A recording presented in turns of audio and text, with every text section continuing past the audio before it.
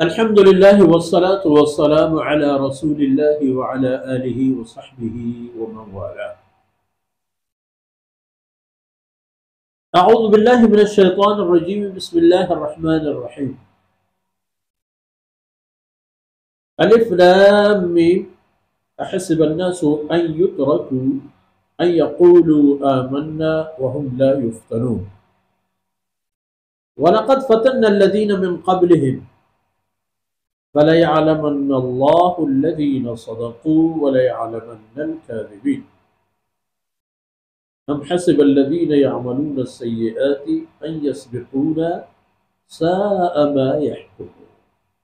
سبحانك لا علم لنا إلا ما علمتنا إنك أنت العليم الحكيم. رب اشرح لي صدري ويسر لي أمري واحلل عقدة من لساني يفقهوا قولي واجعل لي وزيرا من أهلي رب زدني علما وارزقني فهما. ثم أما بعد. گرامی قدر بھائیوں بہنوں اور پیارے بچوں، سورہ عنکبوت، اس میں عنکبوت کا ذکر ہے، مکڑے،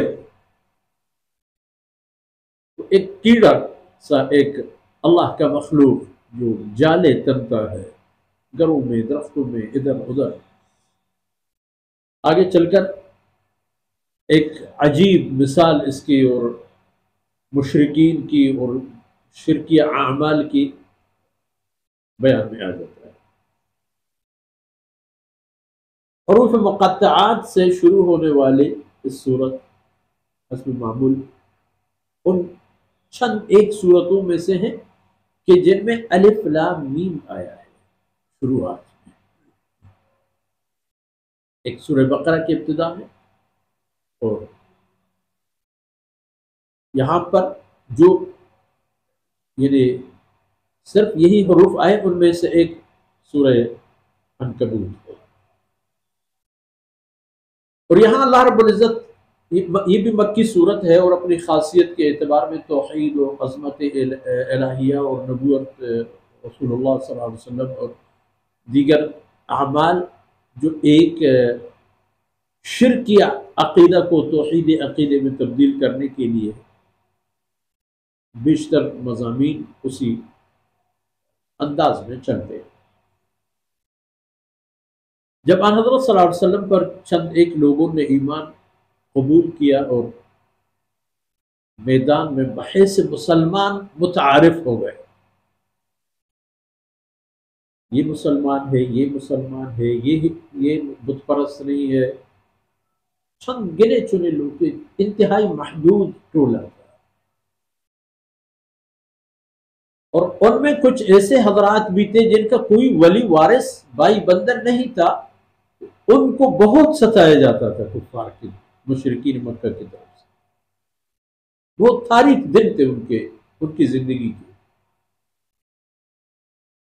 چند ایک لوگ بااثر تھے، مسلمان بھی تھے، لیکن پھر بھی تکلیف میں تھے، جیسے سیدنا صدیق اکبر رضی اللہ عنہ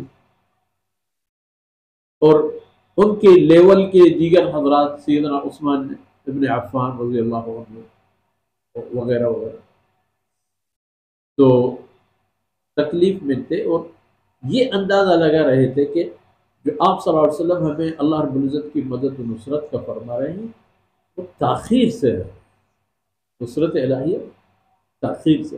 آج کل جو دین کے داعی اور محافظ اور مجاہد لوگ ہیں، وہ بھی، ان کے بارے میں بھی لوگوں کو یہی سوچ ہے کہ مدد نہیں ہو رہی. تو اس کا فرمایا کہ احسب الناس ان یترکوا، کیا خیال ہے لوگوں نے یہی سوچا ہے کہ جب وہ اسی طرح بغیر کسی آزمائش و ابتلاء و امتحان کی چھوڑ دیے جائیں گے؟ وہ کہیں گے کہ ہم ہیں تو اہل ایمان اور ایمان پر ثابت قدم رہنے والے، وَهُمْ لَا يُفْتَنُونَ، اور ان پر کوئی آزمائش و فتنہ نہ آ جائے. ایسا نہیں ہوگا، یہ سوچ دلوں سے نکال دی جائے. وَلَقَدْ فَتَنَّا الَّذِينَ مِنْ قَبْلِهِمْ، آپ سے پہلے جو لوگوں نے اپنے اپنے دور کی نبیوں پر ایمان قبول کیا ہے اور ایمان کے راستے پر چلے ہیں، ان پر بھی ابتلاءات آئے ہیں. اور یہ ابتلاءات حتمی ہے، فَلَيَعْلَمَنَّ اللَّهُ الَّذِينَ صَدَقُوا وَلَيَعْلَمَنَّ الْكَاذِبِينَ۔ یہ سب اس لیے ہے تاکہ اللہ رب العزت فاصلہ پیدا کر دے، ظاہر فرما دے ان لوگوں کو جنہوں نے اللہ اور اس کے رسول کی باتوں کا اقرار اور ان کی تصدیق کی ہے، اور جھوٹے لوگوں کی بھی تمیز ہو جائے، فاصلے پیدا ہو جائے۔ ایک ہوتا ہے اصلی مدعی اور ایک ہوتا ہے جھوٹا دعویٰ دار، نہ کہ اصلی مدعی اور نقلی مدعی میں فرق و فاصلہ پیدا ہو۔ باقی جہاں تک ان کفار کی شرارت و خباثت اور ان کی باتیں ہیں، یہ بھی اپنے وارننگ لے لیں۔ ہم حسب الذین یعملون السیئات ان یسبقونا، شاید یہ بھی یہی سوچ رہے ہوں گے جو برے اعمال کرتے ہیں خلق خدا پر مصیبت بن کر، وہ یہی سمجھتے ہوں گے کہ وہ ہمارے گرفت سے بچ نکلیں گے، جب تک ہمارے پکڑ آ جائے وہ اپنا کام کر کے یہاں سے جا چکے ہوں گے۔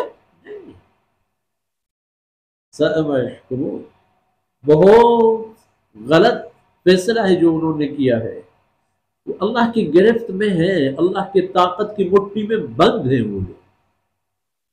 بس دیر اس بات کی ہے کہ جب اللہ چاہے ان لوگوں کو پکڑے اور ان کو نشانہ عبرت بنا دے۔ پچھلی امتوں میں بھی، اس امت میں بھی، اور اس زمانے کے لوگوں کے لیے بھی یہ نظام اور یہ قانون لاگو ہے، اور اس کے مطابق فیصلے اور عمل درآمد ہوں گے۔ اگلی باتیں انشاءاللہ اگلی آیتوں میں۔ اللہ رب العزت کوتاہیوں سے درگزر فرمائے۔ صلی اللہ علیہ نبینا محمد وعلی آلہ وصحبہ۔